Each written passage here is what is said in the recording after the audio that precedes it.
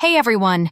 Quick 1-minute breakdown. Xiaomi 17 Max 5G versus the Oppo Reno 16 Pro 5G. I've spent some time looking at both, and here's the simple real-world takeaway. Starting with the Xiaomi 17 Max 5G, this one feels like the performance-first option.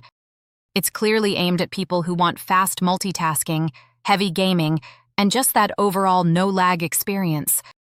It also leans into a bigger, more aggressive flagship style, solid battery expectations, and strong raw power. Now the Oppo Reno 16 Pro 5G. This is more of the polished, everyday premium phone. It's smoother in terms of software feel, usually better tuned for camera consistency, especially portraits and social media shots, and it just feels more refined in hand. So here's the quick verdict. If you want power and performance, Xiaomi takes it. If you want style, cameras, and a more balanced daily driver, Oppo wins. Honestly, most people will be happier with the Oppo, but gamers and power users should lean Xiaomi.